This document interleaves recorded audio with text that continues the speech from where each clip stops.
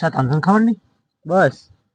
તમારી એ આદત નહીં ગમતી એમ હે નહીં કાંઈક સીઝ કાઢ એટલે તારે ખાવી જ પડે. ખાવાની ચીજ ખાવી જ પડે વાવે ને ખાડો 5 રૂપિયાની છે આખા તમે ભલાઈનું કામ બંધ કરી દીધું આપણે. એટલે આમ એમાં સમજતા હોય તમે એમ જ કે હું તાનસેન મળે તે 5 કિલો લઈને ફરતો હું 50 કિલો લઈને ફરતો બતાવું બતા તે હું એમાં સમજતો હું આ નહીં 50 કિલોની બસ આ તાકી ગુણ હે ને તે પછી 50 કિલોની ગુણ હે એ તાર લેવલ આવે 5 કિલોની. આ કે નગળ જા ઓહો આ બાપો ના સોરું હે એમ કે હા તે પછી એ સમજી જવાનું છે બાપ બેટામાં કેટલો ફરક હે જોઈ લે. તો યો સવાલ હે કાળી રાતરનો બીડી પીવા વાળા ડોહો બદલે કે તમે બીડીના બંડલમાંથી કે બીડી પીઓ તાણી દણ બીડી એક હોંજીને પીઓ અસલ બીડી કહીએ એમ ને એ હોંજવાનો ટાઈમ અણનો જેટલી લગણ આ બીડીનો બંડલ ખતમ નહીં થાય જાય આટલી લગણ બીડી હોંજીને પીએ તો તમારા બંડલ જ પૂરો પઈ જાવ તો પછી હોંજીને હું પીઓ એમ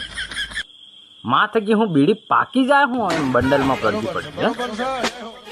બીડી પીવા વાળા ડોહા તમે કમેન્ટ કરો કે મતલબ મને તમારા આ સબ ચીજમાં ખબર નહીં પડતી તમે